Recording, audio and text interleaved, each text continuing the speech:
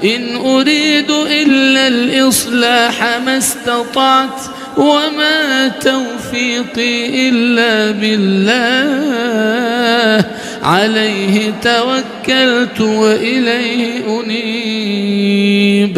ويا قوم أعوذ بالله السميع العليم من الشيطان الرجيم من همزه ونفخه ونفثه. بسم الله الرحمن الرحيم. ومن آياته أن خلق لكم من أنفسكم أزواجا لتسكنوا إليها وجعل بينكم مودة ورحمة إن في ذلك لآيات لقوم يتفكرون. برادران اسلام، حاضرین جمعہ، باعزت پردہ نشین خواتین اسلام، ہر قسم کی حمد و ثنا، تعریف و ستائش، کبریائی، بڑائی اور بزرگی اللہ وحدہ لا شریک، خالق کائنات، مالک ارض و سما کے لیے لائق و زیبا ہے۔ درود و سلام نازل ہوں اللہ رب العالمین کے مبعوث کیے گئے تمام انبیاء علیہم السلام پر، خصوصاً اللہ کے آخری رسول احمد مجتبی محمد مصطفیٰ صلی اللہ علیہ وسلم پر۔ اللہم صلی علی محمد وعلی آل محمد کما صلیت علی ابراہیم وعلی آل ابراہیم انک حمید مجید۔ اللہم بارک علی محمد وعلی آل محمد کما بارکت علی ابراہیم وعلی آل ابراہیم انک حمید مجید۔ حاضرین جمعہ، گزشتہ خطبہ جمعہ حقوق العباد میں میاں بیوی کے حقوق سے متعلق کچھ باتیں آپ کے سامنے عرض کی گئی تھیں کہ میاں بیوی کے ایک دوسرے پر کیا حقوق ہیں، اور ہمارے سماج اور معاشرے میں میاں بیوی کے باہمی تعلقات میں جو خرابی نظر آتی ہے اس کی کیا وجوہات ہیں۔ تمہید کے طور پر کچھ باتیں آپ کے سامنے بیان کی گئی تھیں، اور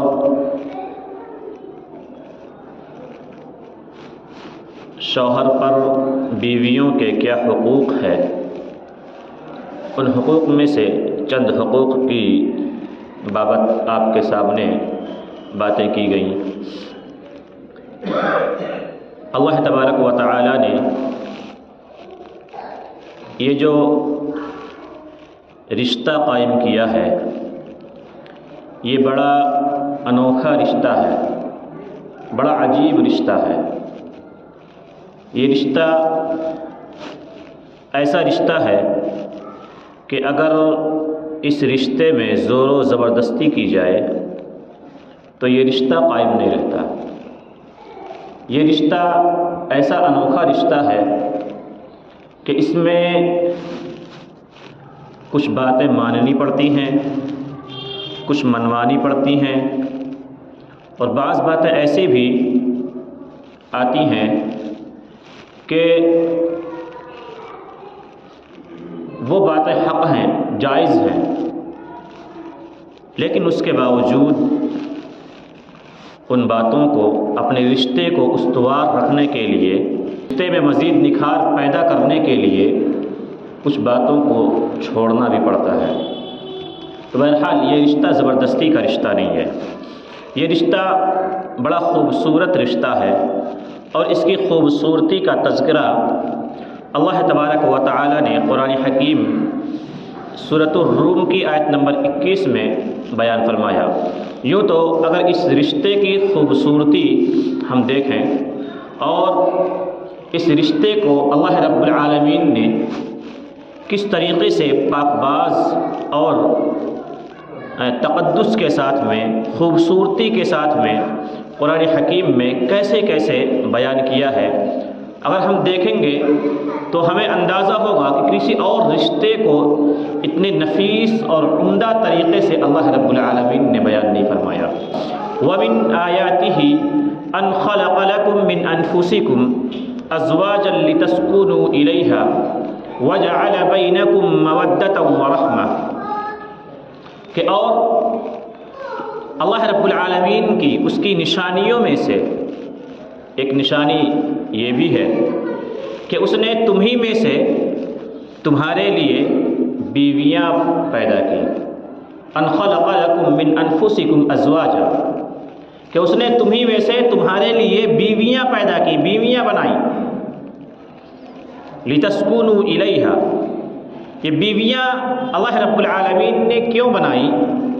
تاکہ تم ان کے ذریعے سے سکون حاصل کر سکو، اطمینان حاصل کر سکو۔ جو سکون، جو اطمینان، جو راحت ایک بیوی کے ذریعے سے مرد کو پہنچتی ہے، وہ سکون، اطمینان اور راحت دنیا کے کسی رشتے سے نہیں ملتی۔ دنیا کے کسی بھی کونے میں وہ سکون اور راحت ہمیں نہیں ملتی۔ تو اللہ رب العالمین نے بیویوں کو اس لیے پیدا فرمایا تاکہ ان کے ذریعے سے سکون حاصل کیا جائے۔ لتسکنوا الیہا، اور وہ سکون، وہ راحت انسان کو تبھی حاصل ہو سکتی ہے جب ان میں آپس میں الفت و محبت قائم ہو، آپس میں ایک دوسرے پر رحمت و شفقت کرنے والے ہوں، آپس میں ایک دوسرے پر رحیم ہو، وہ ایک دوسرے کی باتوں کو سمجھ کر ایک دوسرے سے ہمدردی کرنے والے ہوں، تب جا کر اس رشتے سے سکون اور اطمینان نصیب ہوتا ہے۔ فرمایا وَجَعَلَ بَيْنَكُم مَّوَدَّةً وَرَحْمَةً، اور تمہارے درمیان الفت، محبت، دوستی قائم کر دی، پیدا کر دی، ورحمہ، اور ایک دوسرے پر رحم کرنے کا مزاج بھی تمہارے اندر پیدا کر دیا۔ ان فی ذلک لآیات لقوم یتفکرون، جو لوگ تفکر کرنے والے ہیں، جو لوگ غور و فکر کرنے والے ہیں، جو لوگ نصیحت حاصل کرنے والے ہوتے ہیں، ان کے لیے ان نشانیوں میں، ان آیات میں بہت ساری نشانیاں موجود ہیں۔ ان کے لیے میاں بیوی کے رشتے میں بہت ساری نشانیاں موجود ہیں کہ ایک اجنبی لڑکی، وہ کسی غیر خاندان سے تعلق رکھنے والی، غیر کسی دوسرے شہر اور قریے سے تعلق رکھنے والی، لڑکا دوسرے خاندان اور شہر و قریے سے تعلق رکھنے والا ہوتا ہے، ایک دوسرے کے لیے غریب ہیں، اجنبی ہیں، وہ ایک دوسرے کو نہیں جانتے، لیکن جب وہ رشتہ قائم ہو جاتا ہے، سنت کے مطابق اس رشتے کو قائم کر دیا جاتا ہے، تو اس رشتے میں جو مودت، جو محبت، جو رحمت کی فضا قائم ہوتی ہے، تو یہ فضا ہمیں بتلاتی ہے کہ اللہ رب العالمین نے کس طریقے سے اس رشتے میں ہمارے لیے نصیحتیں رکھی ہوئی ہیں۔ برادران اسلام، اللہ تبارک و تعالی نے اس رشتے کی خوبصورتی بیان فرمائی، اور قرآن حکیم میں ایک دوسرے مقام پر اس رشتے کو بڑے عمدہ اسلوب سے بیان فرماتا ہے۔ ایک اچھے اور احسن طریقے سے اللہ رب العالمین نے اس رشتے کو مزید نکھارا اور فرمایا ہن لباس لکم وانتم لباس لہن، کہ وہ تمہارے لیے لباس ہیں اور تم ان کے لیے لباس ہو۔ کتنی عمدہ اور بہترین تعبیر اللہ رب العالمین نے بیان کی، کتنی عمدہ بات اللہ رب العالمین نے بیان فرمائی کہ مرد اور عورت، میاں اور بیوی ایک دوسرے کے لیے لباس ہیں۔ اور لباس کا کام کیا ہوتا ہے؟ لباس کے 3 کام ہیں۔ ایک بچاؤ کا، ایک آپ کو بچاتا ہے، وہ آپ کو موسموں کی جو نزاکت ہوتی ہے سردی کے موسم میں آپ کو سردی سے بچاتا ہے، گرمی کے موسم میں آپ کو گرمی کی حرارت سے بچاتا ہے، برسات کے موسم میں آپ کو اس کی تنگی اور مشکل آنے والے حالات سے بچاتا ہے، یا اور اسی طریقے سے لباس آپ کے لیے زیب و زینت کے لیے بھی ہے، آپ کی خوبصورتی کے لیے ہے۔ اگر بغیر لباس کے ہم نکل جائیں، ہمارے جسم پر کوئی لباس نہ رہے تو ہماری خوبصورتی میں نکھار پیدا نہیں ہوتا، ہماری جو خوبصورتی ہوتی ہے ہماری وہ خوبصورتی ختم ہو جاتی ہے، زائل ہو جاتی ہے۔ تو اس رشتے میں اللہ تبارک و تعالیٰ نے یہ خوبی رکھی ہے کہ لباس، اللہ رب العالمین نے میاں بیوی کے رشتے کو لباس قرار دیا اور کہا ہن لباس لکم وانتم لباس لہن، کہ تم ایک دوسرے کے لیے لباس ہو۔ یہ اخفاء ستر کا کام کرتا ہے کہ آپ کے بدن کو ڈھانپتا ہے۔ تو جس طریقے سے ہمارا کپڑا ہمارے بدن کو ڈھانپتا ہے، ہمیں خوبصورت بنانے میں ہماری مدد کرتا ہے، اسی طرح میاں بیوی ایک دوسرے کی مدد کرنے والے ہوتے ہیں، میاں بیوی ایک دوسرے کے ہمدرد اور غمگسار ہوتے ہیں، وہ ایک دوسرے سے الفت و محبت کرنے والے ہوتے ہیں۔ وہ دنیا کی جو رنگینیاں ہیں، جو فحاشیاں اور بدکاریاں ہیں، ان تمام رنگینیوں سے، فحاشیوں، بدکاریوں سے ایک دوسرے کو بچانے والے ہوتے ہیں۔ اور میاں بیوی کا رشتہ یہ ایسا عظیم رشتہ ہوتا ہے کہ اگر بیوی کچھ دنوں کے لیے مائکے چلی جائے، اپنے والدین سے ملنے کے لیے چلی جائے، تو آپ کا کمرہ، آپ کا گھر بتا دیتا ہے کہ اس گھر کا مکین کہیں چلا گیا ہے، اس گھر کا رہنے والا کہیں چلا گیا ہے، جو اس گھر کو، اس کمرے کو مزین کرنے والا تھا، خوبصورت بنانے والا تھا، اس کمرے میں نکھار پیدا کرنے والا تھا۔ اگر بیوی مائکے چلی جائے تو ہمارے گھر کی حالت میں بتلا دیتی ہے کہ آپ کی بیوی آپ کے ساتھ نہیں ہے، اس گھر کی مالکن اس گھر میں موجود نہیں ہے، اسی لیے اس گھر کا نظام بکھرا پڑا ہے۔ اور اگر شوہر بیوی سے دور چلا جائے، کسی کام کے لیے کہیں چلا جائے، تو بیوی کو اس کا کمرہ، اس کا گھر کاٹتا ہے۔ اس کا گھر جو ایک عالی شان محل کی طرح ابھی تک اسے محسوس ہو رہا تھا اس کے شوہر کی موجودگی میں، اس کے شوہر کے دور ہوتے ہی وہ گھر، وہ عالی شان محل اس کے لیے اجڑی ہوئی بستی بن جاتی ہے۔ تو میاں بیوی کا رشتہ بڑا عظیم رشتہ ہے، یہ دونوں ایک دوسرے کے بغیر ہرگز نہیں رہ سکتے۔ اسی لیے اللہ تبارک و تعالیٰ نے جب اس رشتے کو قائم کیا تو اس رشتے میں مزید نکھار پیدا کرنے کے لیے الفت اور محبت ان کے درمیان قائم کر دی۔ برادران اسلام، میاں بیوی کے حقوق میں سے بعض حقوق گزشتہ خطبہ جمعہ میں نے آپ کے سامنے ذکر کیے تھے کہ بیویوں کے شوہروں پر کیا حقوق ہیں، جن میں سے 4 حقوق کا تذکرہ کیا گیا تھا۔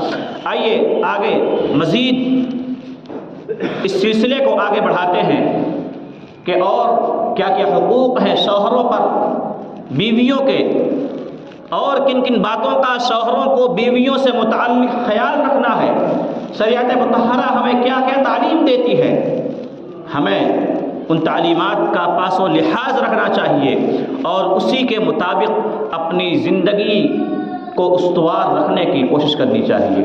اگر ہم نے شریعت مطہرہ کے مطابق اپنی ازدواجی زندگی کو قائم رکھنے کی کوشش نہیں کی، دنیاوی ماحول میں اگر ہم ڈھلتے چلے جائیں تو یاد رکھیں ہمارے درمیان وہ الفت اور محبت کی فضا قائم نہیں ہوگی، اور ایسا رشتہ زیادہ دیر تک باقی رہنے والا رشتہ نہیں ہوتا۔ پھر بیوی ہمیشہ شوہر سے خفا رہتی ہے، شوہر ہمیشہ بیوی سے خفا رہتا ہے، اور پھر عنقریب ایک دن ایسا آتا ہے کہ ان دونوں میں جدائی کی ہو جاتی ہے۔ تو شریعت مطہرہ کے مطابق ہمیں اس رشتے کو نبھانے کی کوشش کرنی چاہیے۔ مزید 5-4 حقوق کا تذکرہ آپ کے سامنے کیا گیا تھا کہ ان کے نان و نفقہ کا خیال رکھا جائے گا، خرچ وغیرہ، ان کے مسکن کا کہاں پر وہ رہے گی، اور اسی طرح ان کی تعلیم و تربیت کا، اور چوتھا حق یہ کہ اگر وہ آپ سے مسجد آنے کی اجازت طلب کرتی ہے تو مسجد آنے کی اجازت دی جائے گی۔ پانچواں حق جو مردوں پر عورتوں کا ہے وہ یہ کہ عورتوں کے ساتھ حسن معاشرت کا معاملہ کیا جائے، حسن سلوک کے ساتھ ان کے ساتھ رہا جائے۔ اور حسن معاشرت، یہ حسن سلوک، یہ ایک ایسا موضوع ہے، یہ ایک ایسا عنوان ہے کہ آپ کی پوری زندگی اسی کے ارد گرد گھومتی ہے۔ آپ نے اگر عورتوں کے ساتھ حسن سلوک کا معاملہ کیا، بہترین معاشرت کے ساتھ آپ نے زندگی گزاری، تو آپ کی زندگی میں جو کبھی اتار چڑھاؤ نظر آتے ہیں وہ وقتی طور کے لیے ہوں گے، وہ پھر بہت ہی جلد وہ اتار چڑھاؤ آپ کی زندگی سے ختم ہو جائیں گے۔ رب العالمین نے فرمایا وَعَاشِرُوهُنَّ بِالْمَعْرُوفِ، وَعَاشِرُوهُنَّ بِالْمَعْرُوفِ کہ عورتوں کے ساتھ حسن سلوک کا معاملہ کرو، بہترین طریقے سے ان کے ساتھ زندگی گزارنے کی کوشش کرو۔ ایسا نہیں ہونا چاہیے کہ وہ نکاح کے ذریعے تمہاری زندگی میں آئی اور تم نے اسے جانوروں کی طرح سمجھ لیا، جانوروں جیسا سلوک اس کے ساتھ کرنے لگے، نوکروں جیسا اسے سلوک کریں، آپ اسے ایک نوکر سے زیادہ اہمیت نہ دیں کہ وہ آپ کی زندگی میں نوکر کی حیثیت سے آئی ہے، آپ اسے کسی جانور کی طرح اپنے ساتھ رکھیں۔ یاد رکھیں شریعت مطہرہ اس بات کی ہمیں اجازت نہیں دیتی۔ بہت سارے مرد حضرات اسی میں مردانگی سمجھتے ہیں کہ مردانگی یہی ہے کہ عورت کے ساتھ حسن سلوک کا معاملہ نہ کیا جائے، ان کے راحت و آرام کا خیال نہ کیا جائے، ان کے نان و نفقہ کا خیال تو رکھ کہتے ہیں کہ مولانا کس چیز کی پریشانی ہے، سیلری اتنی ہے، اتنی محنت سے دن رات کام کرتا ہوں، ساری چیزیں لا کر رکھتی ہے، اسے گھر سے باہر جانے کی ضرورت نہیں ہے، تمام دنیا کی تمام ساز و سامان گھر میں موجود ہیں، وہ جو چاہے کھائے، جو چاہے پکائے، وہ جو چاہے استعمال کرے، وہ کہیں بھی آ جا سکتی ہے۔ یہ حسن معاشرت نہیں ہے، یہ حسن معاشرت نہیں ہے۔ جانوروں کا بھی یہی عالم ہے نا کہ وہ جہاں چاہے کھائیں پیئیں عیش کریں، کہیں سے بھی اپنی خوراک حاصل کر لیں۔ یہ حسن معاشرت نہیں ہے کہ آپ نے تمام چیزیں لا کر اس کے قدموں میں رکھ دی اور پھر آپ کہیں بھی آتے جائیں، اس کے ساتھ اچھا سلوک نہ کریں، وہ آپ سے کچھ کہنا چاہتی ہے، آپ اس کی بات پر کان نہ دھریں، وہ آپ کے ایک مسکان کی محتاج ہے، وہ چاہتی ہے کہ آپ اس سے دو میٹھے بول دیں، اور آپ سے کیا چاہتی ہے؟ عورت آپ سے یہی چاہتی ہے۔ اور شریعت مطہرہ عورتوں سے متعلق ہمیں اسی بات کا حکم دیتا ہے۔ اللہ کے نبی صلی اللہ علیہ وسلم کی زندگی پڑھیں، آپ صلی اللہ علیہ وسلم کی پوری زندگی کو اللہ رب العالمین نے ہمارے لیے نمونہ قرار دیا ہے۔ لقد كان لكم في رسول الله اسوة حسنة کہ رسول اللہ صلی اللہ علیہ وسلم کی پوری زندگی تمہارے لیے نمونہ ہے، خواہ عبادات کے معاملات ہوں، آداب و اخلاق کے معاملات ہوں، تجارت و کاروبار کے معاملات ہوں، زندگی کا کوئی شعبہ، کوئی جز اور حصہ ایسا نہیں کہ جس شعبے میں اللہ کے رسول صلی اللہ علیہ وسلم سے ہمیں رہنمائی نہ ملتی ہو۔ آپ صلی اللہ علیہ وسلم نے اپنے رب کی عبادت کس انداز میں کی، آپ نے تجارت و کاروبار کس انداز میں کیے، آپ صلی اللہ علیہ وسلم نے شادیاں کس انداز میں کی، شادیاں کرنے کے بعد آپ نے اپنی بیویوں کے ساتھ کس طریقے سے زندگی گزاری، آپ کی زندگی کا ایک ایک گوشہ، ایک ایک پہلو ہمارے سامنے موجود ہے۔ اللہ کے رسول صلی اللہ علیہ وسلم اپنے گھر والوں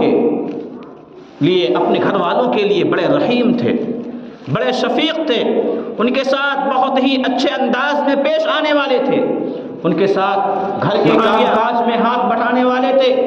سیدہ عائشہ صدیقہ رضی اللہ تعالی عنہا کہتی ہیں کہ اللہ کے رسول صلی اللہ علیہ وسلم گھر میں موجود ہوتے اور آپ اپنے کپڑوں پر جو کوئی اگر جوں وغیرہ ہو جاتی اس گندگی کو صاف کر دیتے. آپ اپنے چپل کو سی لیتے. اگر میں آٹا گوندھ رہی ہوتی تو آپ آ کر چولہے میں آگ اور لکڑی لگا دیا کرتے تھے, جلا دیا کرتے تھے.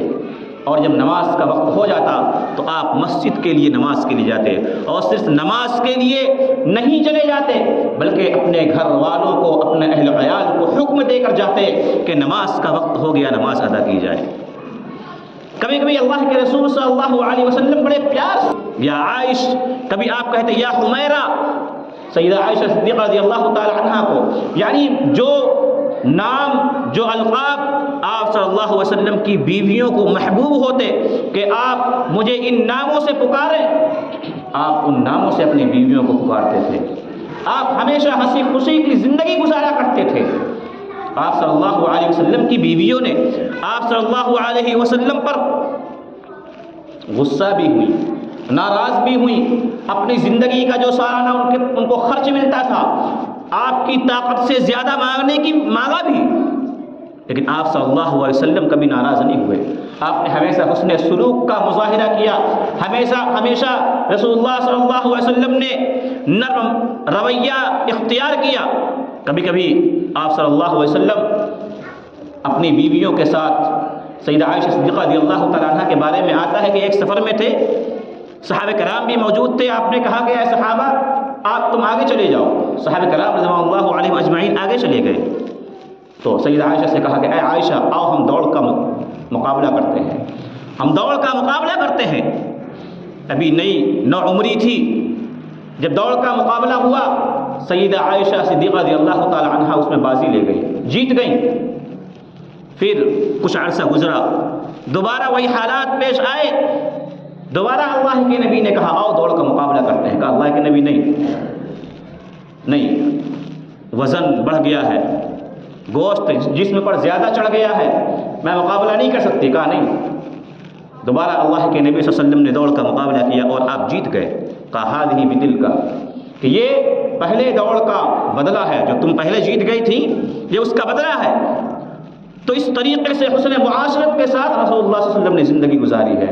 ہم نے مردانگی یہ سمجھ رکھی ہے کہ اس کے تمام معاش و آرام کی زندگی فراہم کر دیں, کھانے پینے کا نظم کر دیں, اسے گھر سے باہر جانے کی ضرورت نہ پڑے. یہ مردانگی ہے, یہ حسن معاشرت ہے. نہیں میرے بھائیو, حسن معاشرت یہ نہیں ہے.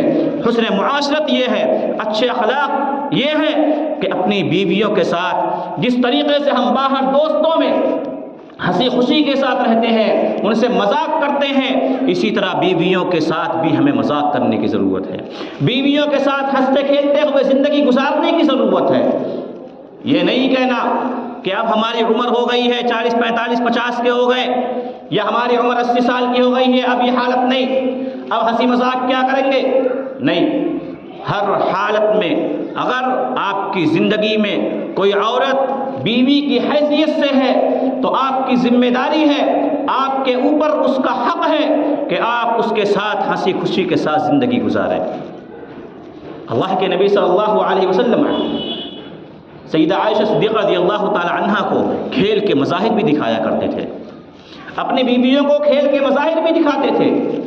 کہ حبشہ کے رہنے والے لوگ مسجد نبوی میں خوشیوں کے موقع پر, عیدین کے موقع پر تیر اندازی کا مظاہرہ کرتے, تو سیدہ عائشہ صدیقہ رضی اللہ تعالی عنہا کو بھی وہ تیر اندازی و مظاہرہ دکھاتے تھے. تو حسن معاشرت بیویوں کے ساتھ رکھنا یہ رسول اللہ صلی اللہ علیہ وسلم کی سنت ہے. اور کامل اور مکمل ایمان والا اللہ کے نبی صلی اللہ علیہ وسلم نے اس کو قرار دیا ہے جس کے اخلاق اچھے ہوں. اکمل المؤمنین ایمانا احسنهم خلقا, کہ کامل ایمان والا وہ شخص ہے جس کے اخلاق اچھے ہوں, عمدہ اور بہتر ہوں. اگر آپ کے اخلاق عمدہ ہیں, اچھے ہیں, تو آپ کامل اخلاق والے ہیں. وَخِيَارُكُمْ خِيَارُكُمْ لِنِسَائِهِمْ, اور تم میں بہتر وہ ہے جو اپنے گھروں میں اپنی بیویوں کے ساتھ اچھے حسن معاشرت کے ساتھ رہے. تو یہ شریعت مطہرہ کی تعلیم ہے کہ ہمیں عورتوں کے ساتھ کس انداز میں رہنا ہے. اور ایک حدیث ابو ہریرہ رضی اللہ تعالی عنہ سے آتی ہے, صحیح بخاری کی روایت. اکثر یہ حدیث مرد حضرات بیویوں کی عیوب اور ان کے نقائص سے متعلق پیش کرتے ہیں کہ عورتوں کے اندر یہ نقص ہے، یہ کمی ہے، ان کے ساتھ حسن سلوک کے ساتھ کس طرح سے زندگی گزاری جا سکتی ہے۔ ہم کہتے کچھ اور ہے، کرتی کچھ اور ہے، کیونکہ اس کی جو حقیقت ہے، اس کی جو پیدائش ہے وہ یہ ہے، یعنی اس کے عیوب اور نقائص کو بیان کیا جاتا ہے۔ اللہ کے رسول صلی اللہ علیہ وسلم نے یہ بات بیان فرمائی، استوصوا بالنساء خیرا، کہ میں تمہیں وصیت کرتا ہوں عورتوں کے ساتھ حسن سلوک کے بارے میں، کہ ان کے ساتھ حسن سلوک کا معاملہ کرو، اس بات کی وصیت کرتا ہوں۔ پھر اللہ کے نبی صلی اللہ علیہ وسلم نے فرمایا فإن المرأة خلقت من ضلع وإن أعوج ما في الضلع علاہ، کہ عورت جو ہے وہ پسلی سے پیدا کی گئی ہے، اور اس پسلی سے جو اوپر کا ٹیڑھا، سب سے ٹیڑھا والا حصہ ہوتا ہے پسلی کا، اس پسلی سے عورت کو پیدا کیا گیا ہے۔ لہذا اگر تم اسے سیدھا کرو گے تو اسے توڑ دو گے، اور اگر چھوڑ دو گے تو وہ اپنی حالت پر برقرار رہے گی۔ یہ حدیث جا کر بیان کرتے ہیں گھروں میں اپنی عورتوں سے کہ دیکھو اللہ کے نبی نے تجھے ٹیڑھا کہا ہے، تو ٹیڑھی ہے اور ٹیڑھی ہی رہے گی۔ نہیں، اس حدیث میں اللہ کے رسول صلی اللہ علیہ وسلم نے عورتوں کی نزاکت، ان کی خوبصورتی کو بیان فرمایا ہے کہ عورتوں کا مزاج مردوں کے مزاج سے مختلف ہے، الگ ہے۔ آپ دو سگے بھائی ہونے کے باوجود آپ کا مزاج ایک جیسا نہیں ہے، آپ کی بہن سے آپ کا مزاج مختلف ہے، آپ کا مزاج آپ کے والدین سے مختلف ہے جنہوں نے آپ کو پیدا کیا ہے۔ جب آپ کے خود کے گھر میں جو خون کا رشتہ ہے، جب وہ مزاج مختلف ہے، تو پھر ایک عورت جو غیر خاندان سے آنے والی ہے، جو کسی دوسرے علاقے اور شہر سے آنے والی ہے، اس عورت کا مزاج کیسے آپ کے مزاج سے موافقت کرے گا؟ خوبصورتی تو زندگی کی یہی ہے نا، کہ جب مزاج مختلف ہو تو اس میں زندگی گزارنا سیکھا جائے۔ وہاں آپ کو کیسے زندگی گزارنی ہے وہ آپ کو سیکھنے کی ضرورت ہے۔ میں نے خطبے کے شروع میں ہی کہا کہ رشتہ وہ رشتہ ہے کہ جو زبردستی منوایا نہیں جاتا، اس رشتے کو زبردستی قائم نہیں کیا جا سکتا، کچھ باتیں ماننی پڑیں گی، کچھ منوانی پڑیں گی، تب جا کر اس زندگی کی گاڑی کو ہم آگے بڑھا پائیں گے۔